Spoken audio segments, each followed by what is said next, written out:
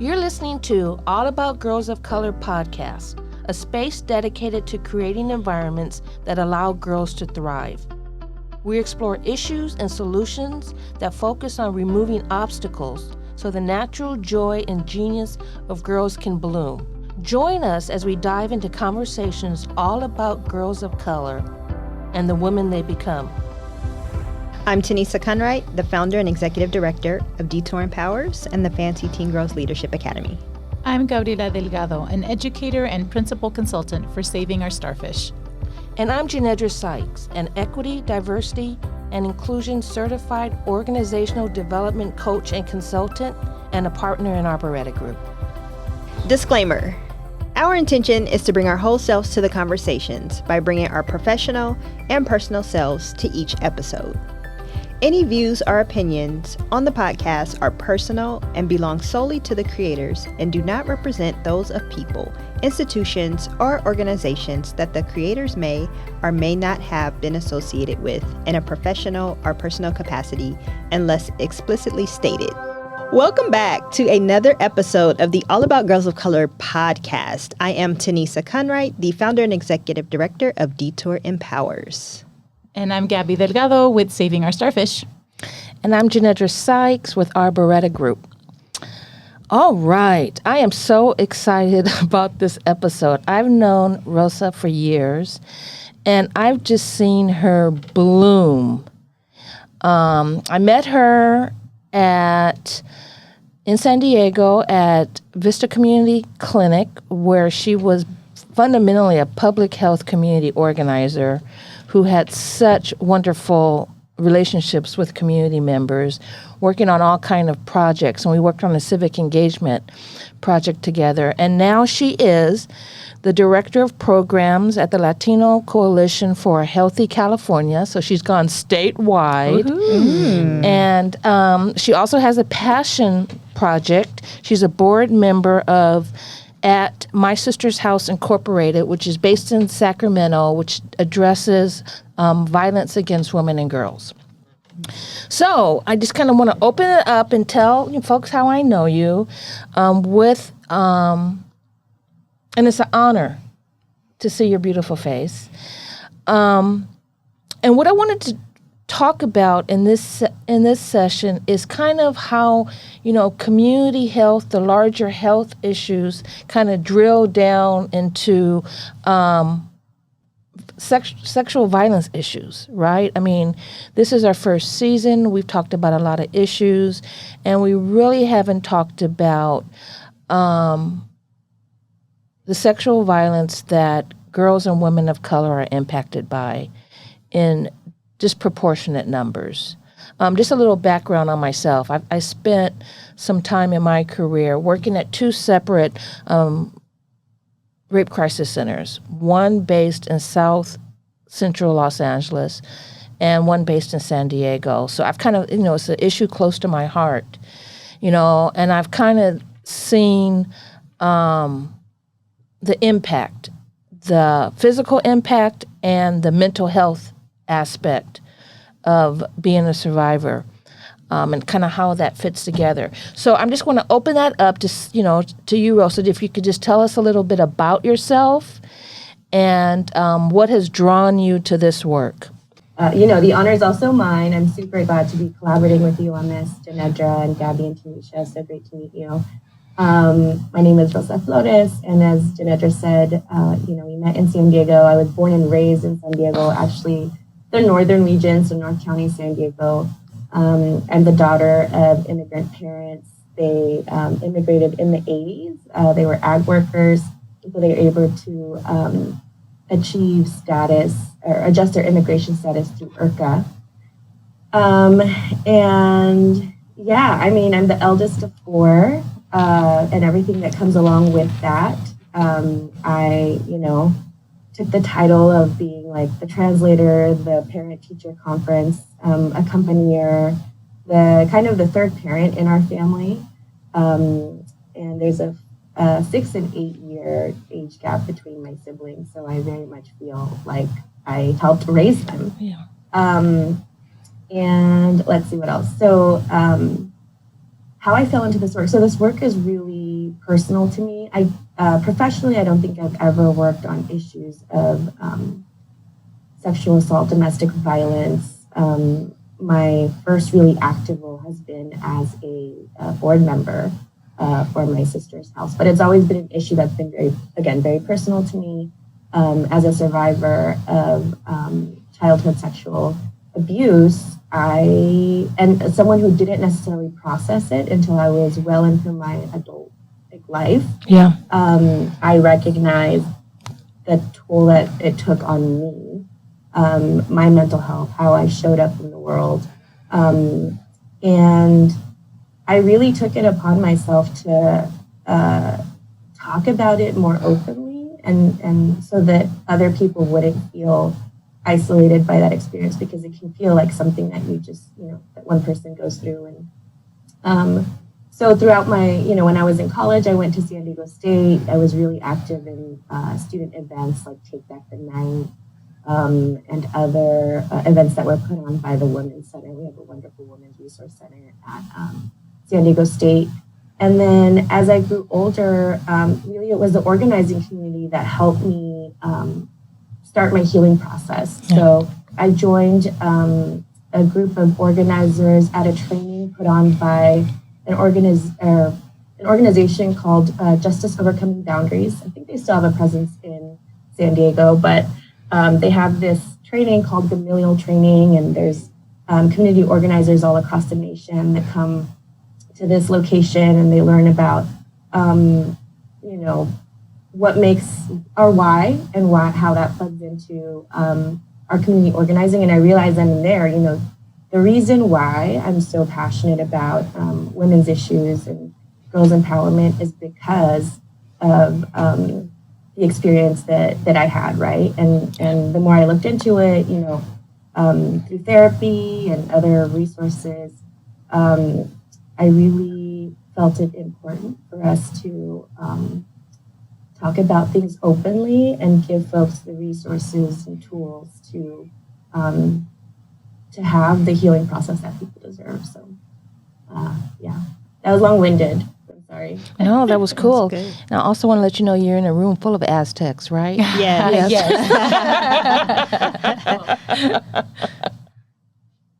So, Rosa, I appreciate you. I want to start by saying that I appreciate you sharing and taking a risk with us and with our audience, because we don't know who will be listening. So I very much appreciate you taking that risk with us. And I'm curious, sometimes in the Latino culture, we're not brought up to talk about certain things. And sometimes when I've had my own students bring up things that came up, it's that family component of, oh, no, I was kind of told to kind of shove it down and not bring it up, or I was dismissed. And so I'm just curious if you could share just a little bit more, if you're comfortable with us, about what was that cultural component like and that familial component like in your own journey of healing? And what was the role that had in your journey? You hit it right on the nail. There's a lot of denial, and in my family, it was all like, we all have to look put together and be dressed well and be well spoken, or only when asked to speak and things like that. Yeah. So there's definitely that component. I was very young, so I think a lot of what I received initially was like, "Are you sure? Are you sure? That happened?" I was like, "Yes," but it took a lot of intention with my mom, and I didn't know what to do when I was a kid. So I think I stopped talking about it for a really long time, probably for like 10, 12 years. And then it wasn't, again, until I got into organizing, and it was a friend of mine, Patricia. I'm going to show her this podcast. I'm going to tell her. Patricia, who went to that organizing retreat that I shared about. And she had, we're not the only ones. And, 1 in 4 women, and then the number increases with women of color, and it's 1 in 3.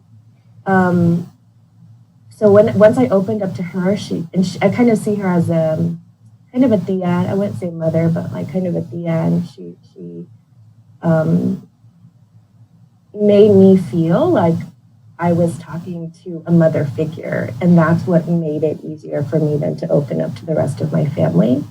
And then I would have these conversations with cousins, and they would say, you know, I was also, or also experienced something similar. And it was super heartbreaking, and, you know, there's a knot in my throat even now, but the reason why I choose to talk about it openly is because people need to know that they're not on their own. And then over time, my last year in college, I was about to graduate, and a really close loved one came forward with their experience, and they had kept it to themselves for like about a year. And I think that's probably some of the biggest heartbreak that I've experienced. The worst heartbreak, actually, probably. I mean, like, not being able to get out of bed because I promised myself that I would talk about this openly so that other people wouldn't have to silence themselves.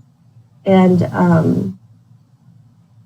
again, reminded about the importance about talking about it. So there was denial. There was, are you sure that, you know, really happened? Don't talk about it for such a long period. And then I didn't really go directly to my family. I had to start with my circle of community organizers, and then, you know, my extended family before I could come forward to my immediate family. So, you know, the stigma is real. You know, it kind of showed up for me a bit differently. I wasn't a young girl. I was raped toward the end of freshman year in college, and it was such a mixed bag because, you know, when I realized it happened to me, I called my mother, and she gave my mother was such a mixed bag. But the gift she gave me was when I told her on the phone, you know, "Oh Lord, your sister's been ripped off." That's a quote she did, and it was helpful in a sense because her response cemented that it was a crime that happened to me, right? Like I was robbed or something, which I think helped my healing because I always felt like it was a crime perpetrated against me, not because I asked for it or I did something wrong or all of that. So that was a gift. And so she flew me home, right? She flew me home, but we couldn't tell anybody what happened to me. So I show up at home like in the middle of the quarter, and she says, "Tell everybody you have a cold." Oh. You know, it's like, wait a minute, what am I doing? All the neighbors were concerned. Why is she back? Why is she back? You know, but so it was that mixed message of there was a crime perpetrated against you, but we got to keep it secret at the same time, and that was really confusing. And I went to the work. I worked in those rape crisis centers as an effort to heal myself. Right, and not, you know, and talk about what happened to me on radio and all that. Just to, similar to you, like I got to talk about it because that self-silencing is what gets you. Mm-hmm. Mm-hmm. Yeah, and I wanted to ask, what have you seen are the impacts of that, of girls having to be silenced based upon something that has happened against them that has been a traumatic experience, yet they have no one to tell? Yeah. I mean, it's heartbreaking. And people land on different parts of the spectrum, and it depends on, you know, the environment around you, the people you have around you, the resources around you. But I've seen, you know, through my sister's house especially, I've seen a lot of folks end up really sick. You know, they're dependent on substances. Yeah. Or there's a dependence on substances. Yeah. They're experiencing housing insecurity. They are really, you know, in crisis, and it's because there has been no, you know, circle of support for them. And they're in some cases, in a lot of cases actually, because there's a lot of shelters that are run. There are a couple of shelters that are run by my sister's home. There are whole families that can be impacted. So it's not just the individual, then it becomes something that's generational, right? And I was going to mention that when Janendra made her comment around being told to say it's just a cold. Yeah. I wasn't necessarily faced with that, but on both of my parents' sides, there was alcoholism and domestic violence. I never got to meet my grandparents, my maternal and paternal grandparents. They died at an early age, and those are probably some of the causes. And I think people die, obviously, of physical ailments, but also I think the mental health component is big, something that we don't talk about. And to this day, I don't think I can necessarily have the conversation straightforwardly with my dad. But my grandfather definitely had a substance abuse problem with alcohol. And the issue was made worse once he immigrated to the U.S. He was here basically on his own and had to figure things out. And so he was here, and I know that he was likely suffering from mental health issues, didn't get the support, and then sometimes would go back to Mexico. And then my grandmother would, be put in these situations where, she was beat, or she was, it was awful. So I think when we don't talk about things, it takes a toll on the individual, but also families. Yeah. And it's something that becomes generational. And I know that's been the case in my family, and it takes a lot of work to really distance yourself from that and break that generational trauma.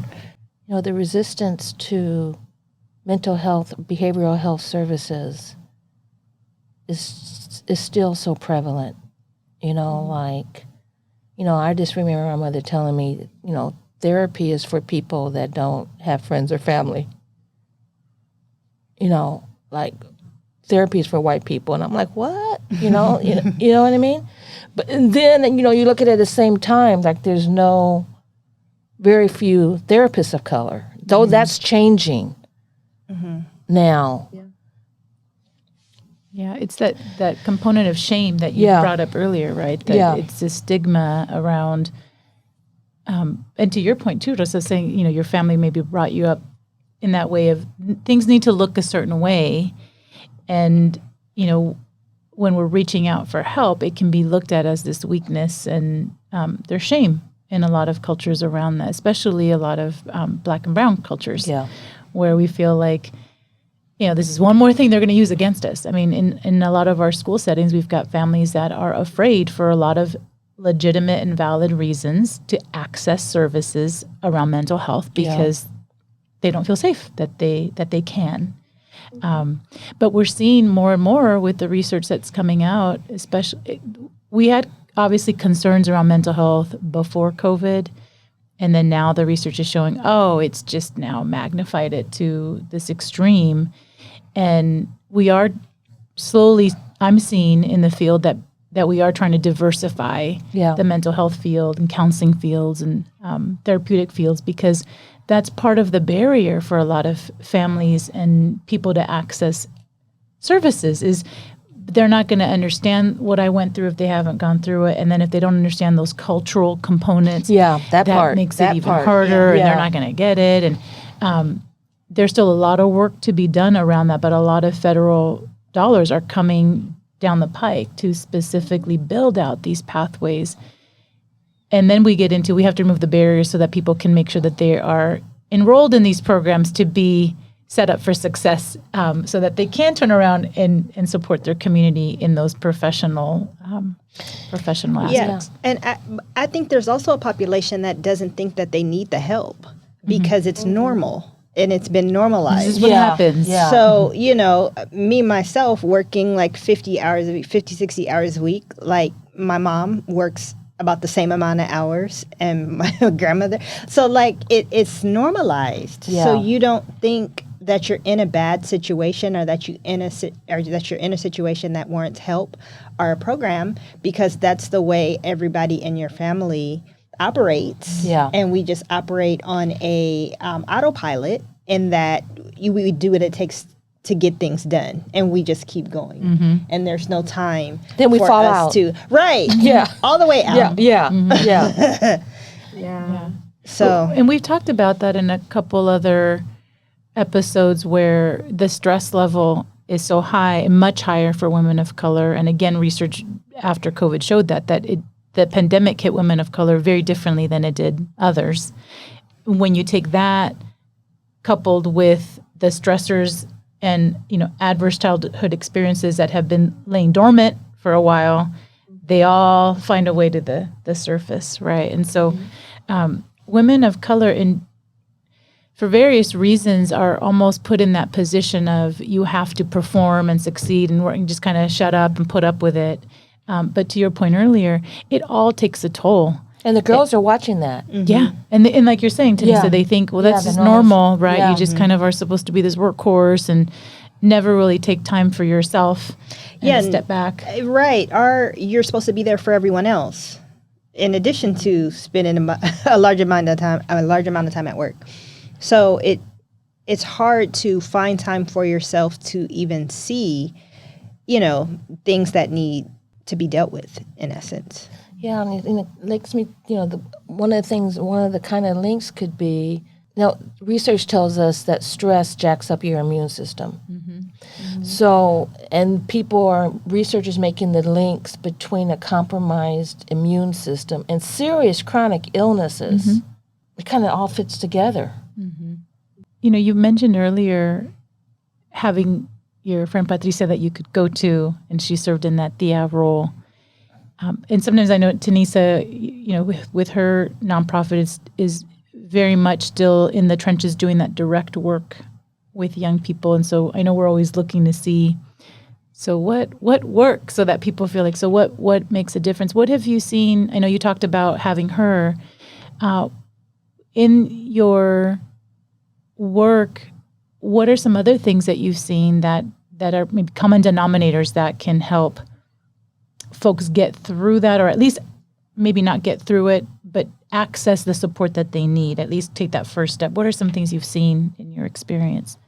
Training around the issue. I think all of you have spoken to the gap in the workforce when it comes to addressing these types of issues in a culturally informed manner. And so I think My Sister's House does a wonderful job at making sure that the way that they talk about the issue and approach the issue is culturally informed. So My Sister's House initially started catering to the API community, and then they've extended to Black community, African American community, and Latinos as well. But I think that's one issue, or one strategy that has worked, doing training with folks from all different kind of backgrounds, especially those that are not direct service providers, right? So that they know what to do if someone shows up or they're having a conversation with someone that comes forward with their experience. That's almost half of the battle, is navigating those resources, or being able to find someone who will help you navigate those resources.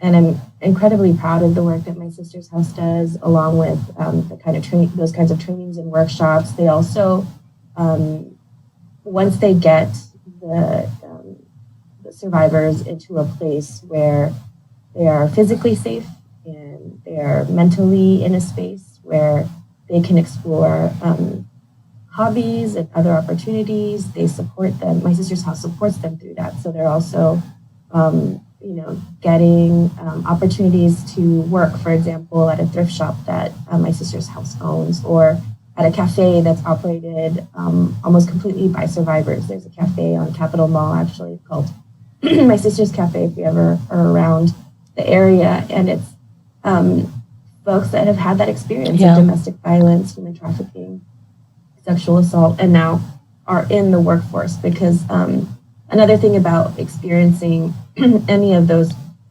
three things is it's really hard for you to keep a job, right? For so many reasons. And My Sister's House really built that workforce pipeline so that people can become self-sufficient and then help their families. And they really are welcome to be there for as long as they need to. And all of the case managers and caseworkers are incredibly understanding of each individual's situation. So really grateful for that. And in addition to that, for those that also need legal services, legal help, and need things like restraining orders or even, more advanced action, certainly my sister's house is there to provide. And all of that goes into the healing process. So is the interruption in employment due to a trauma response? The interruption in employment. Well, you said you mentioned that there's a difficulty keeping a job. What is that? What does that due to? Is that like a trauma response, kind of like a veteran might have some challenges? I see cases where, these folks are women are getting stalked. Okay. To by their abuser and threatened, and so they're at their workplaces or in their homes, and so they have to be mobile. Yeah. Right. Like that is the reality of unfortunately several folks that we see. Yeah, I know that we worked with a program in workforce, Leap to Success, and they are restoring women's self-esteem and confidence because, they've been so beat down by these types of relationships and these types of experiences. And so it's just a matter of teaching them how to believe in themselves again so that they can find stable employment that pays a livable wage in order for them to take care of their family. And some of the women had experienced, financial abuse. Yeah. So they weren't allowed to work, and they had to be dependent upon their partner. And so transitioning from that into self-sufficiency is a journey within itself. Yeah. And I don't know why this brought the image up, but I was just thinking about, there's something that's always bothered me about, and I see this with middle school couples again, where there's play violence. He'll be choking her or holding her, and they'll be like laughing, or they're hitting each other in a playful way.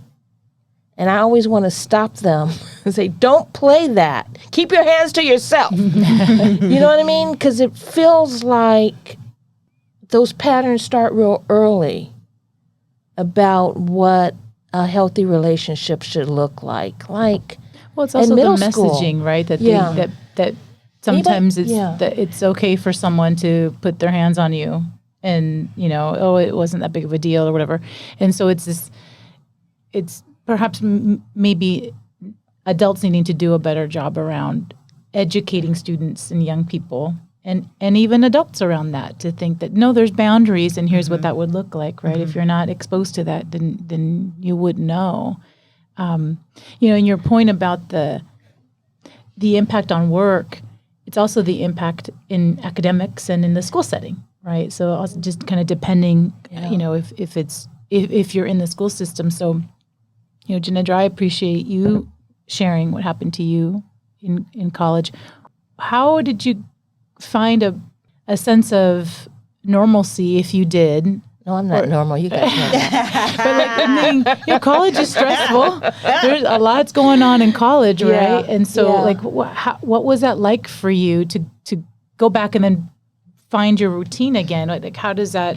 I was really fortunate. I had a really great support system. You might not know this about me, but I was at University of Oregon at the time, and I was in a sorority. Yes, me, in a white sorority. Wow. I know. Oh, in a white sorority. Yeah, man, that was my. Didn't know that. That was my rebellion, Chi Omega. My mother was like, "You did what?" Like she was a Delta. You did what? I joined Chi Omega. I paid my own bills. I joined Chi Omega, right? So I had the support of those women, and so, we would be like at a frat party, and like him and his guys would show up, and they would be yelling "rapist" like across the. I'd be like, "Calm down." It was all before the Me Too movement. Yeah. I mean, so I had a protective thing around me that believed me. I had some high drama sophomore year, but that piece, right? Yeah, and I think my normalcy came, and this just sounds so counterintuitive, is to when I worked in the rape crisis world, and I realized how common it was. I mean, it's so common, you know, and that kind of made me feel normal because it wasn't this special, unique thing. Is with every woman I know, it's either happened to or they know somebody that it's happened to. Because Rosa, you shared the statistics earlier. You said 1 in 4 women will experience some type of sexual assault or abuse. And then did you say 1 in 3 for women of color? Yeah, that's true. And it's interesting that we can find community in that. Yeah. You know, we're not alone. And then it's also like heartbreaking, right? Yeah. Like my heart drops, my stomach hurts when I hear those statistics. And the fact that in my immediate friend circle, I know for a fact half of them have been affected by these issues. And the women I work with, because I work with community health workers a lot, and promotoras a lot, right? They don't even have to tell me. Yeah. Like, I already know, right? Because of the stories that they're sharing and why they show up in the advocacy spaces in the ways that they do. So, yeah, it's heartbreaking. And to get to,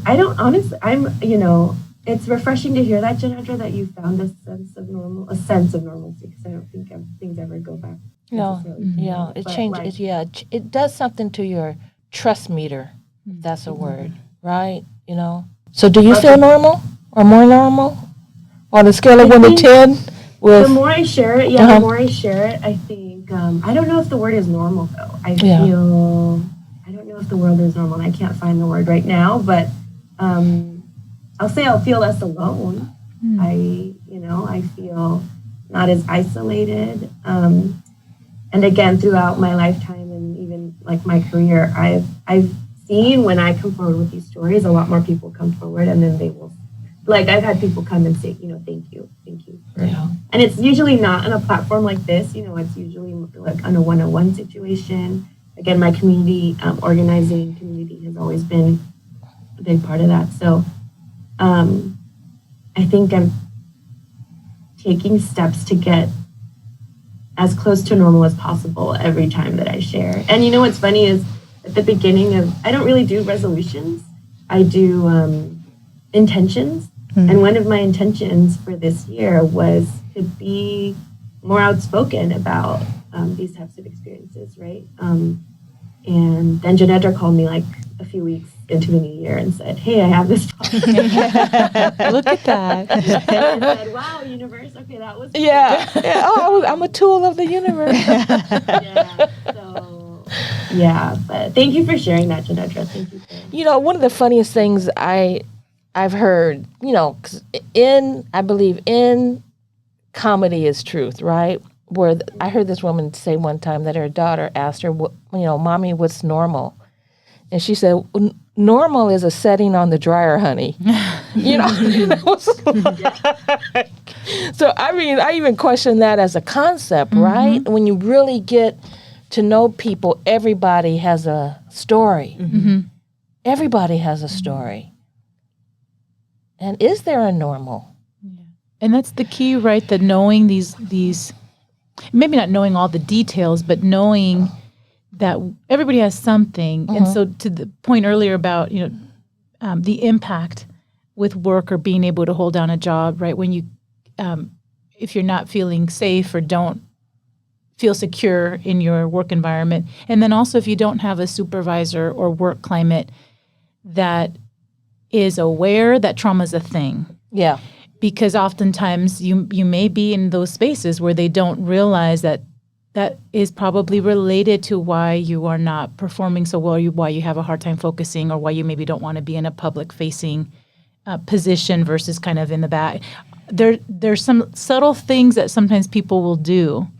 And to an outsider who's not looking at it from that lens would miss it. And they might think, well, I wanted them to be the hostess. Well, she or he may not be comfortable in that because they're facing people, and that's a vulnerability. And it's until you drill down and kind of peel back the layers. So I think to your point, that training piece is really important for human resources staff, anyone who's in supervision. I've always thought that of hairstylists and estheticians, because sometimes when they're they get everything. And I don't know what the certification looks like. I'm assuming there's probably not a counseling component, but they should. They should.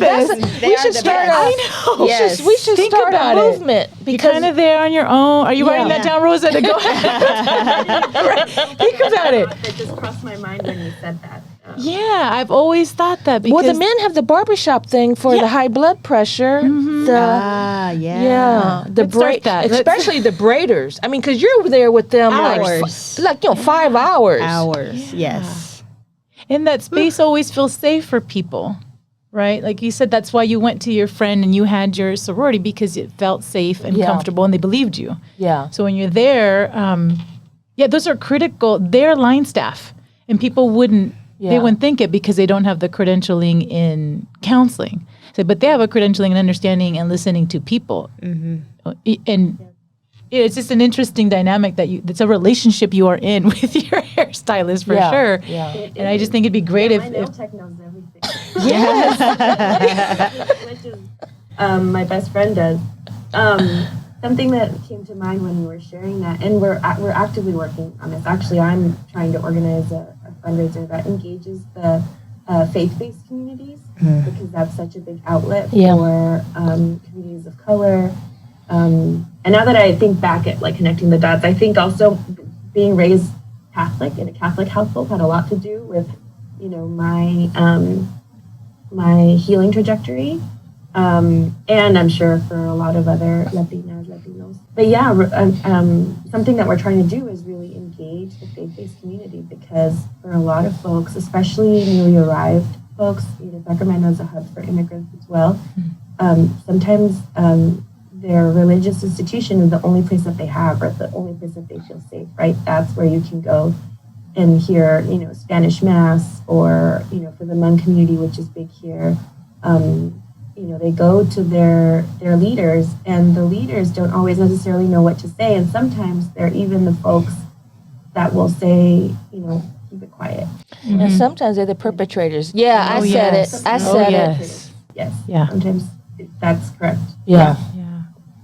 So really interesting. But again, I think I'm super proud of the work that My Sister's House, we are engaging with folks from all different sectors, because we know it's not the survivor's fault. It's never the survivor's fault, right? And so as a community, I think that's where community care comes from, and I think that's what Janedra and I found in our circles. And what I hope that everyone, I hope that we don't have to live in a world where this is a problem, right? Where sexual assault I wonder if the girls keep it to themselves. I wonder if they share with each other and not share with adults. Well, I know that was true in my case. Yeah, in my case as well, because I also had an experience. And in my experience, it wasn't violent. So I didn't know that it was wrong until later in life. More psychological? Well, it was physical, but just not violent, Yeah. So it just wasn't, I didn't realize that it was wrong to that degree in which it, Yeah. older family members type of thing. Yeah, you weren't able to connect it. Yeah. So I have worked with girls who have disclosed to their families, what has gone on with them. And I honestly don't know, if they're disclosing or not. Our job as an organization and mentors is to make them feel comfortable enough to disclose, and to seek help and the resources that they need in order to get out of the situation, or just let their parents know so that something can be done to stop whatever it is that's going on. So we're definitely having the workshops about healthy communication, healthy relationships. We're doing all of those things, and advocacy, right? Knowing that you have a voice, and knowing that it's important for you to use your voice in order to let people know just like what's going on with you, what's on your mind. And, my hope is that in that they find the strength to come forward. And that's the key, right? We say this over and over again. It's creating those spaces and the opportunities for girls all girls, but specifically girls of color, to engage and connect with people that have commonalities and that get it, right? And so, in my work with young people, I remember one particular case where this girl came forward and mom wanted to shut it down and didn't believe her, and it was extremely. That would just be. Oh, and you have to sit there as a school official or school counselor in my role, and I just, I wanted to go off on the mom, and I'm thinking, but she probably has had trauma in her life, and so her defense mechanism is, you are triggering and bringing all of this up, and I've done I think, good job of bearing it. And so in that split second, I realized maybe she doesn't believe her now. I mean, the student went into counseling. She didn't need mom's permission to access the mental health component because of her age. And I've had students where when they disclosed, I thought that is a missing piece, because then that would make sense as to why we're making certain choices and disconnected, right? And that's why I bring up that point about sometimes people don't know, and you don't have to know all of the details, but you have to know enough about the impact that traumatic experiences have, and know that the way you show up at work as a supervisor or coworker or teacher, you can be a positive force in someone's life, or you cannot. And I've seen both, where I thought they did not need another asshole in their life today, and that's what you were. And that is the last thing that they needed, even though you're thinking, well, she's copping attitude. Well, you would be copping an attitude too if this happened to you. So, but again, people, when they don't know, they just assume. And I think, well, just maybe assume that something's going on that she needs to work through. How would you approach it differently, as opposed to being that person that's going to add to the weight of what they're carrying. So I think it's different for all, but it always comes back to, do we create the opportunity for them to engage in a safe space, whether that's small in a group setting or large through their church or nonprofit.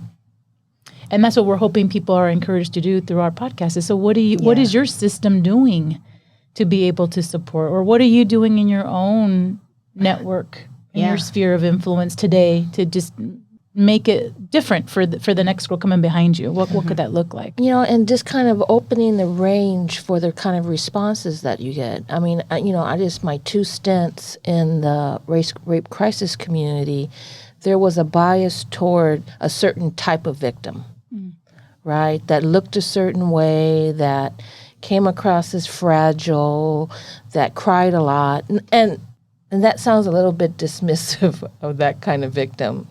Sorry about that. And there's ranges of how women and girls handle it. Like, some get really stoic, like, blank face. Or in my case, I was just profane. I know it's hard to imagine, screaming and cussing them out.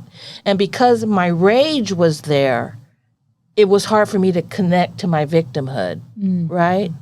But that was my defense mechanism, was to verbally fight, though I couldn't physically fight, right?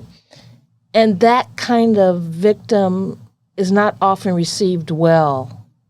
Do you find that to be true, Rosa, that their pain is minimized if you are angry about it, or you're loud, or you're still high functioning, right? Because some people just like compartmentalize and become super productive versus kind of in the fetal position on their table, which is a way to handle it too.